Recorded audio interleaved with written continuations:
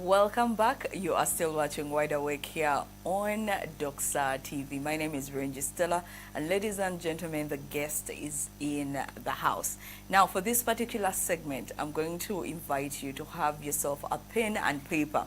Have you seen that even my body posture has changed? I need you to be attentive because we promise that here on the show we get to edify you financially as well. And this is a conversation that you and I need to know now. We are going to be talking to a layman when it comes to insurance. We are going to build right from the ground up. Now, with 15 years of experience, the insurance guy, and that is his username on all social media, has been able to assist over 1,000 people onto this journey. During the break, we were talking about how at this point he can sell anything under the sky. Ladies and gentlemen, we are streaming live on YouTube, so follow us so that you can catch this conversation. But without further ado, my guest is Mr.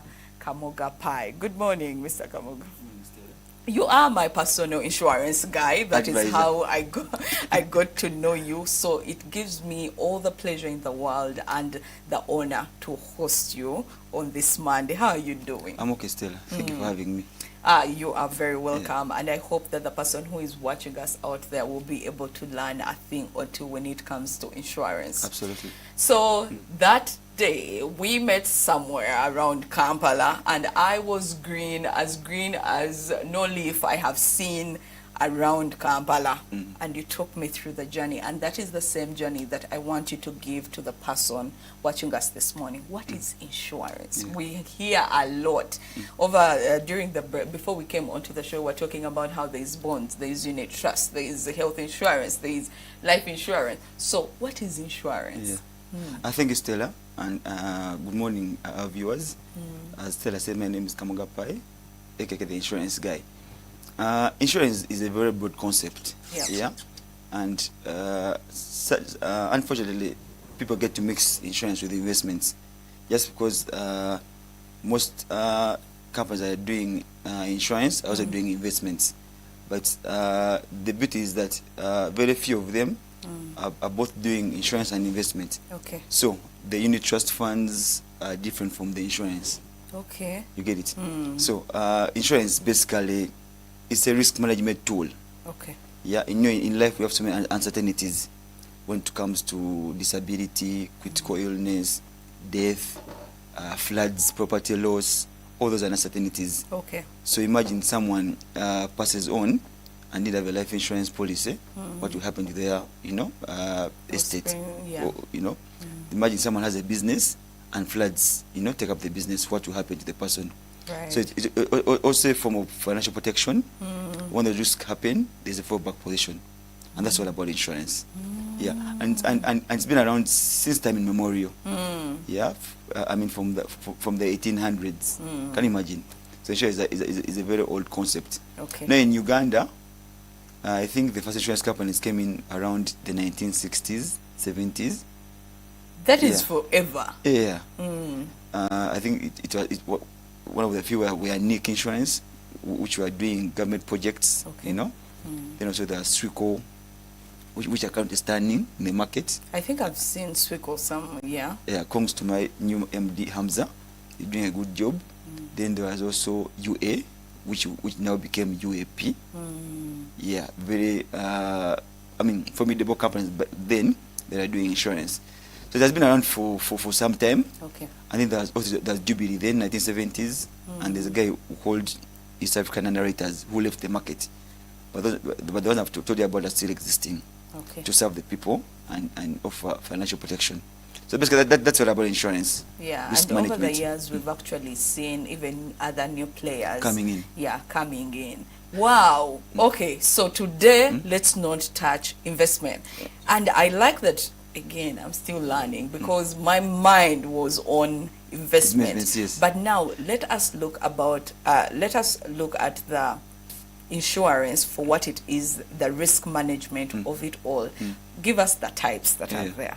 Maybe about investments. You call me some other time and then talk about investments. Yeah. Yes. Today is just basically insurance risk management. Right.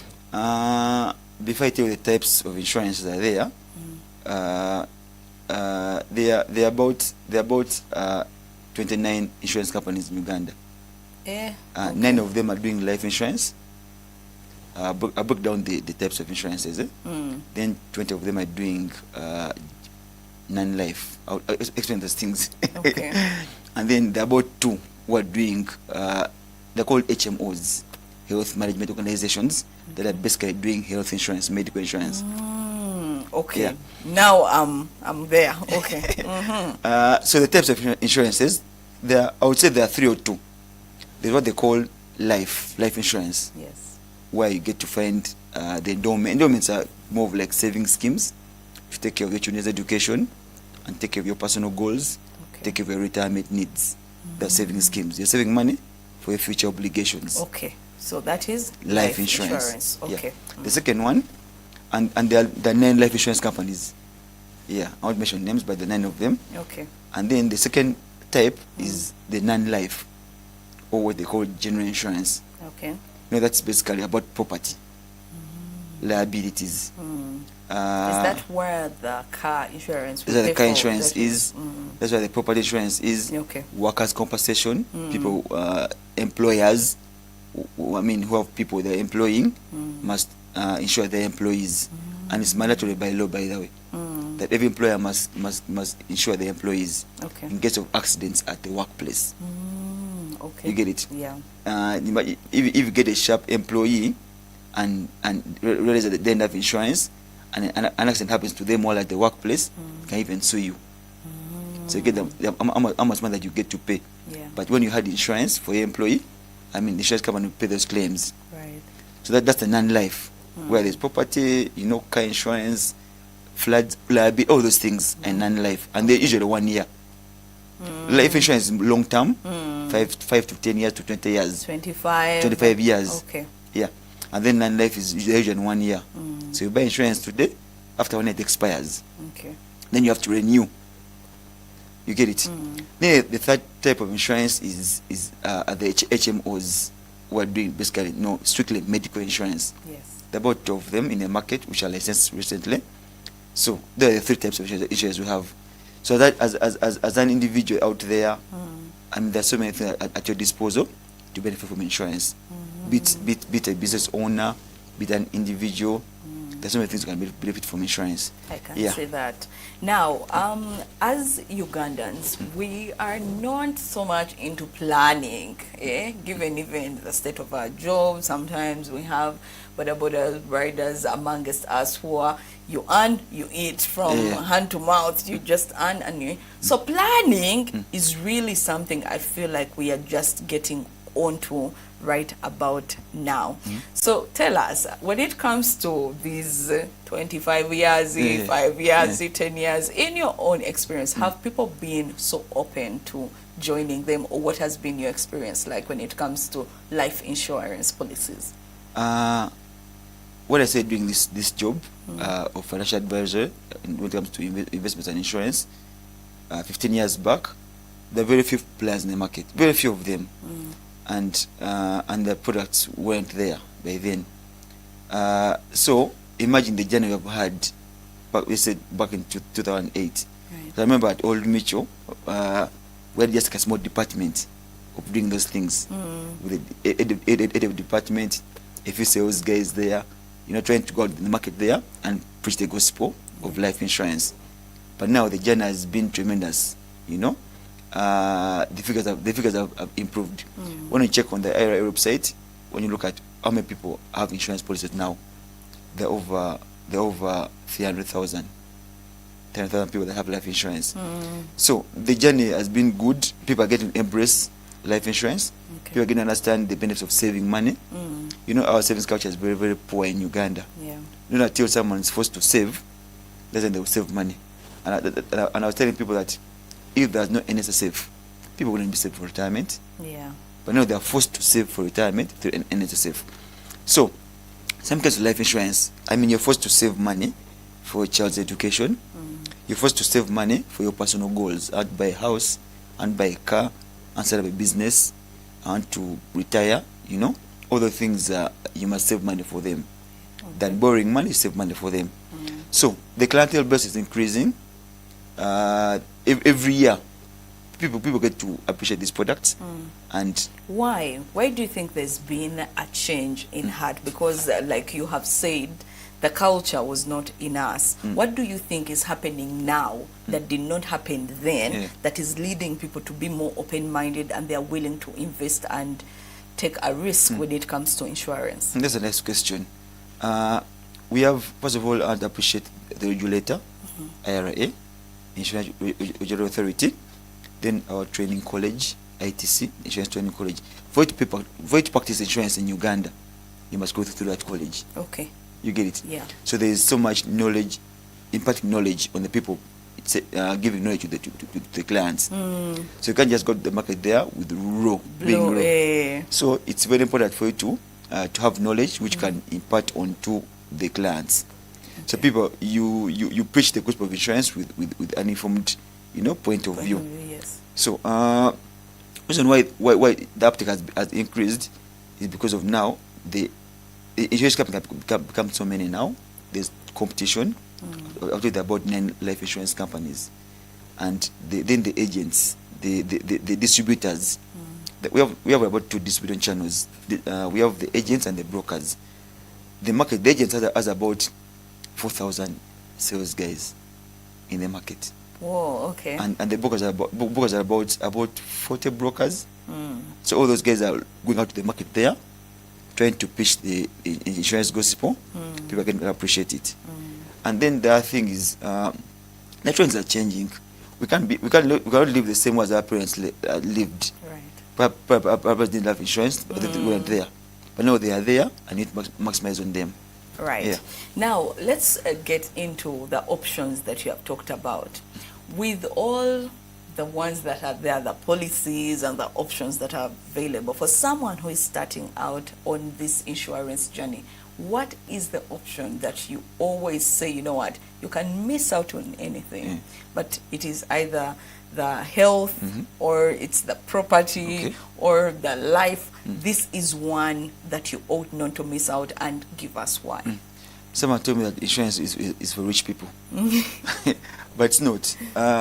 But as long as you're earning money, you're earning an income, is good to protect what you love most. Yeah. So the things that you can start up with as an individual, as a company. But I mean, there are some must-haves. Okay. But by law you must have insurance. For an individual or for a company? I'll tell you how. For an individual has a car. Okay. You get it? I know you have a car. I don't know if you have a car. Praise the Lord. Hallelujah.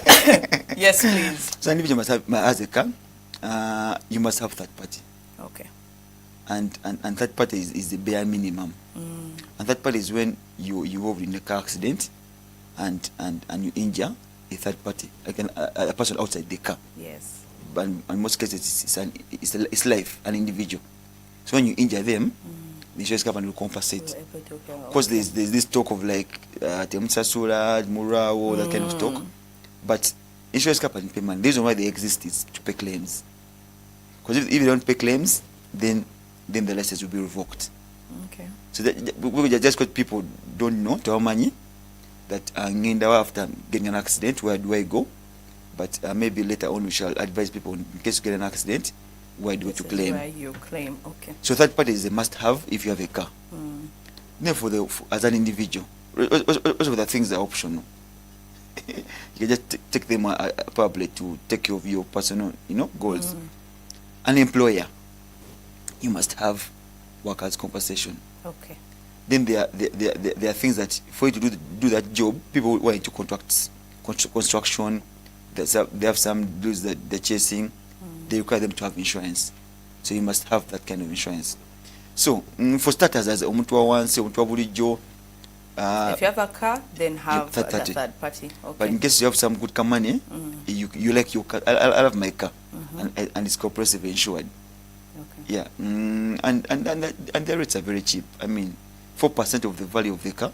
Oh, so that means that the kind of insurance you have, if you get into an accident and something happens to your car, then they can compensate, repair it, or give a new one. in case the case is a Okay. write-off. So there are those things that you must add on, and then to peace of mind.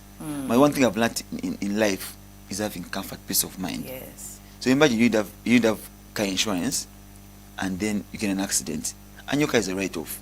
You know, I was telling my colleague recently that if you earn money, whichever amount, Yeah. go out there. I don't know if this falls under life insurance or you go to the guys who handle barriers Okay. and you open an account. So that when you pass on, because it's guaranteed you're going You're to going pass to die, on. yeah. Yes.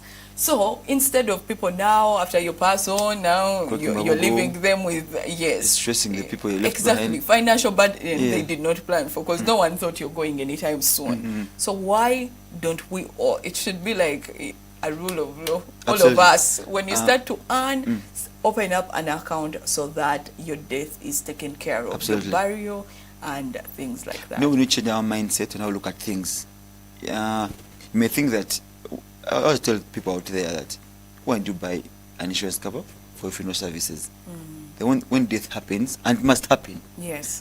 It will happen. it will happen. There is money for you, for your dependents to take care of the funeral expenses. Imagine on the market, the cheapest you can buy a funeral cover is 60,000 shillings per year. You lie. 60k per year. And you know the benefit? 3 million shillings. Even if you've just given 3 months and you pass on, for them they will Give you 3 million 3 shillings. million shillings. So imagine what 3 million can do, probably on your funeral, Yes. or what can do for the people you leave behind. So, obviously, the maximum on the market for a funeral cover is about 400,000 shillings per year. That's about 20 million shillings. So, for the guys who are out there, probably the high-end middle class, I mean, imagine what's 400k the whole year. Yeah. That in case anything happens to me, even if you pay that money for the next 20 years, that's about 400k for the next 20 years, is about what, 8 million? Just Yeah, 8 million is 4 times 20, 8 million, and we shall give you 20 million shillings. So it's a win-win for the client. And I've also seen others go for Mikolo and things like that. Uh-huh. All right. Now, before we go for a break, I wanted to ask you, one of the biggest things is how do we claim for the insurance, especially in terms of, let's say, life insurance. You know, men, they hide these things. They hide, we don't know. As women, we do not know that there is insurance out there. So do you have people who like follow up and then they get to make the payoff, or are you like allegedly banks that as long as no one has come forth, the bank will sit on it and no one will claim for it? How do we go about that? It's always a big issue. What happens is. if I die? Yeah. What happens to my money? When insurance companies, their role is to pay claims, and that is their primary job, pay claims. When a claim comes in, they have to pay it. But now, how do they pay it? And sometimes why people say insurance companies don't pay is because there's not enough documentation to back up your claim. Okay. Yeah, and I've faced so many challenges where I work that a claim is taking long to be paid out. A client gets frustrated because the client has failed to give us enough documentation. The moment there's enough documentation, we shall pay the claim. Now, what is that documentation? Let's say when it comes to death. Yeah. We need about 3 documents. That is the death certificate or a death notification form from the hospital, Okay. and then a national ID of the deceased, Okay. and then the claim form which comes from the insurance company. There are 3 things we need. That when you had a funeral cover, a funeral insurance cover, the next of kin presents that.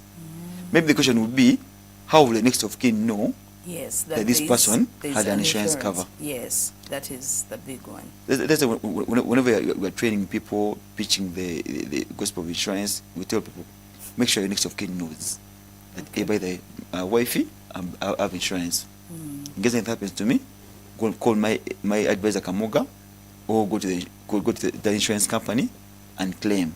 For it. But then, what happens, we have had, okay, we see it in movies, but I don't know if in real life it does happen, that there are people who are taken out because of some of those benefits, but those are movies. So I like how we are having this conversation. When we return, we are going to be wrapping up on some of the key things that you think people out there ought to know when it comes to insurance. We need to understand the knowledge. I feel like even now, when there are very many companies and players on the market, we still do not know the wisdom. We are still falling short. So let's go for a tiny whiny break. When we return, we are still here with the insurance guy, talking all things insurance and what you need to know about that.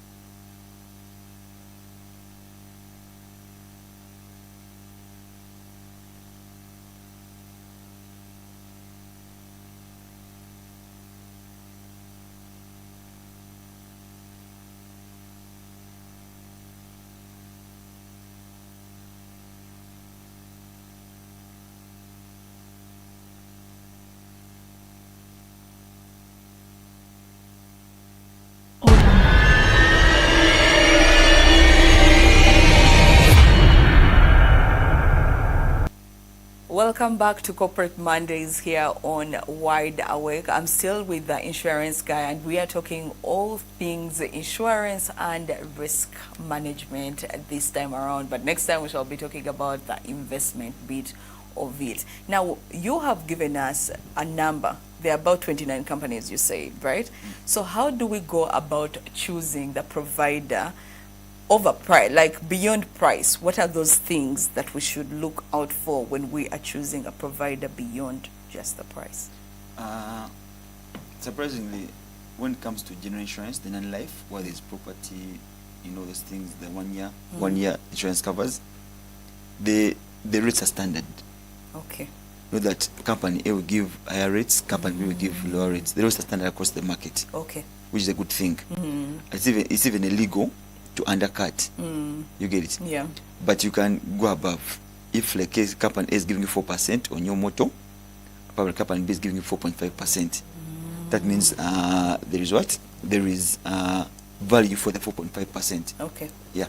So one thing you should consider, you mentioned about it, is the pricing. Okay. Which companies are offering premiums are probably affordable for my benefit. So a company, the second thing should be financial stability.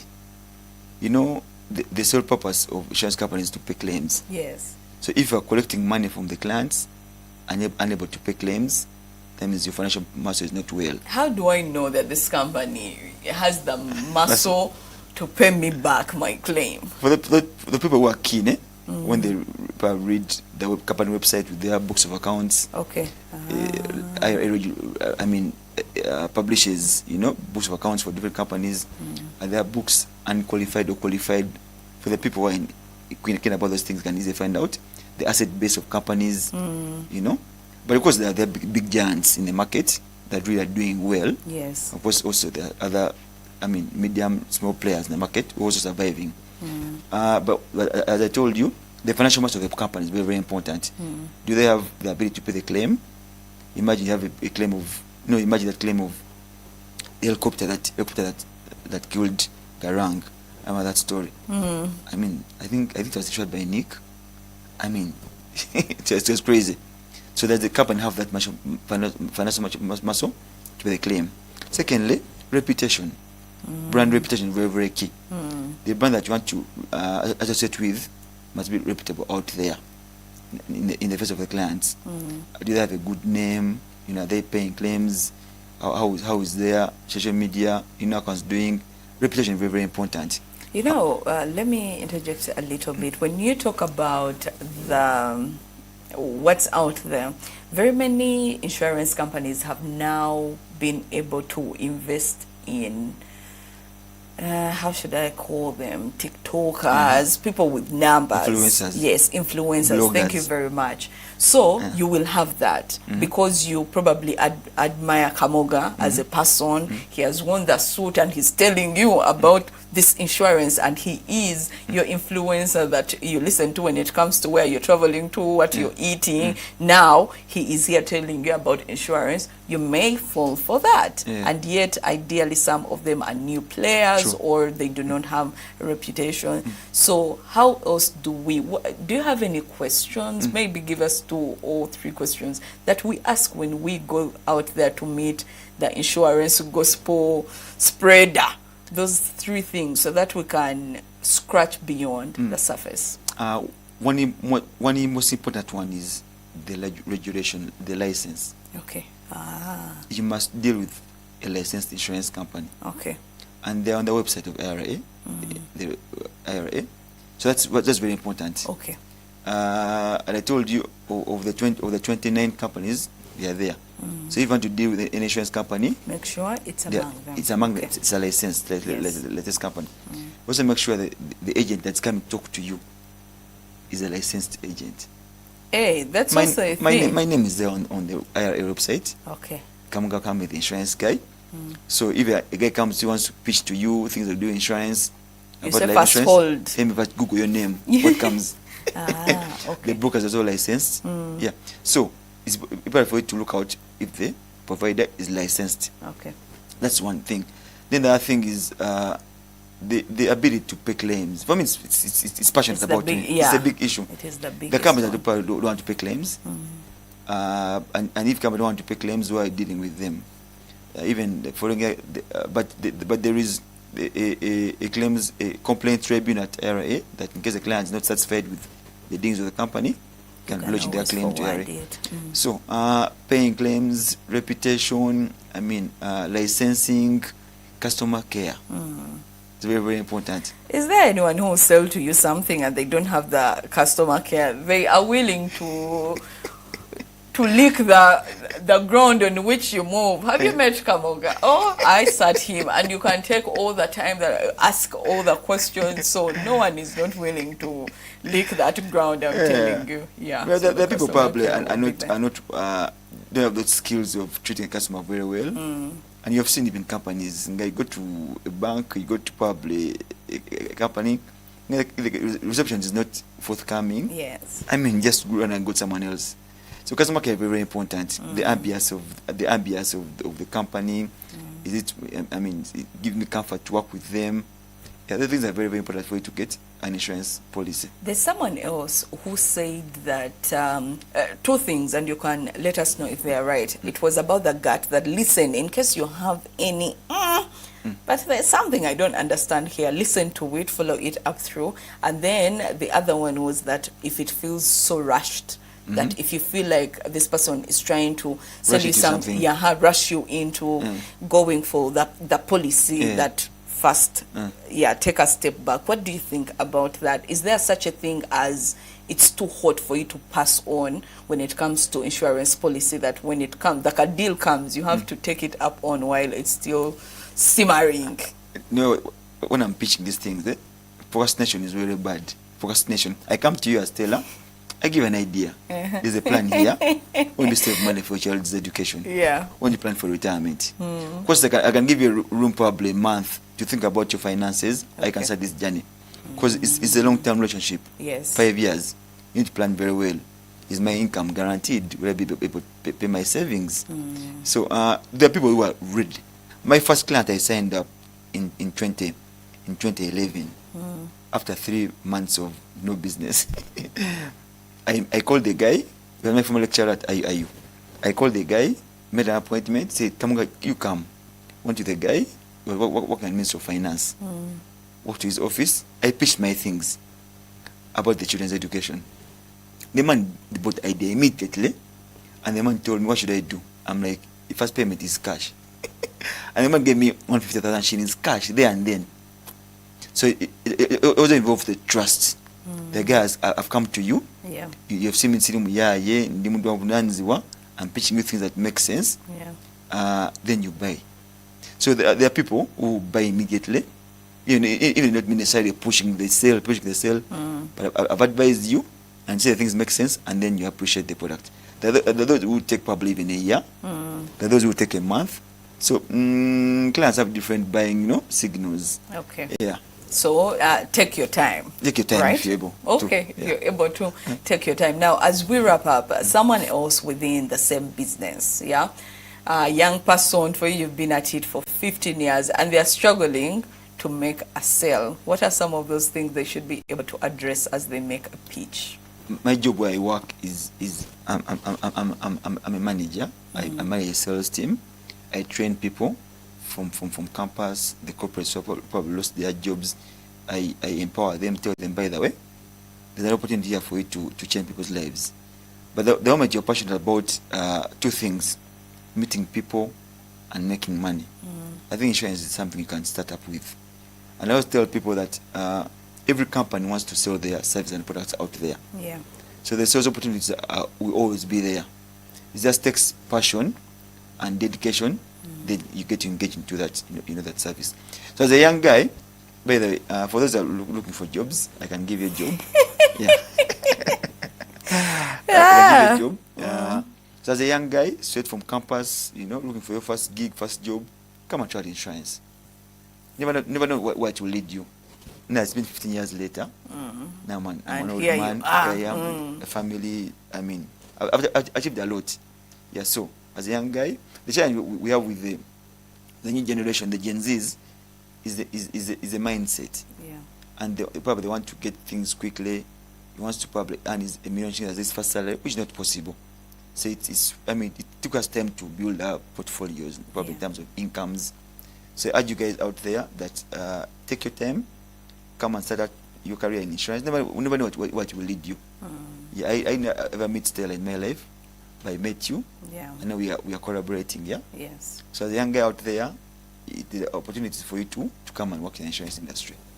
Yeah. And also, as we wrap up now, to the person who wants to take a risk. They're thinking about their future, and they're like, you know what, before I retire, before I get into this thing, my children, I'm pregnant right now, I need to know that everything is set for them. Any words to the person who wants to start the insurance journey? And also, why do you call it the insurance gospel? It needs spreading. Yeah, I think it's Stella. Thank you for hosting me. And for the clients out there, where you to be clients, it's better for you to protect what you love most. You see, insurance is about risk management, it's about financial protection. So when you love your car, give it insurance. When you love your family, buy insurance for them. Their education schemes, health insurance. You know, if even you love yourself, and there's time to retire from active employment, Yes. make sure at least by the time you retire at 60 years, you have some good money to take care of your retirement needs. So I urge out there that insurance is for everyone. Yeah. As long as you have a source of income, sacrifice, put some money aside, take care of your insurance needs. Thank you. And how do people find you? Follow me on my social media handles everywhere, on TikTok, YouTube, X, LinkedIn, Facebook, and I have a podcast where I get to talk about everything to do with money Okay. and finances and insurance. It's called the Aftermath Show, where I get to talk about things that happened, and probably you have something to learn from them, or the things that ought to happen, and then you plan for them when it comes to insurance and investments. Yeah, for that, looking for jobs, reach out to me. Yeah, I'll support. You're going to pay me for being an HR today, but thank you so much, Mr. Kamoga, for being here with us. We shall have him again when it comes to investment, and this is another one that I don't want you to miss out on. So follow him at The Insurance Guy on all social media platforms so that you get to understand more on the policies and the things that are out there for you to take part on. I hope you've enjoyed it and that you have learned something from this conversation. For now, we go for a short break. When we return, we will be wrapping up with sports and a little bit of news here and there. Also, not forgetting, you get a chance to win some money here on Wide Awake.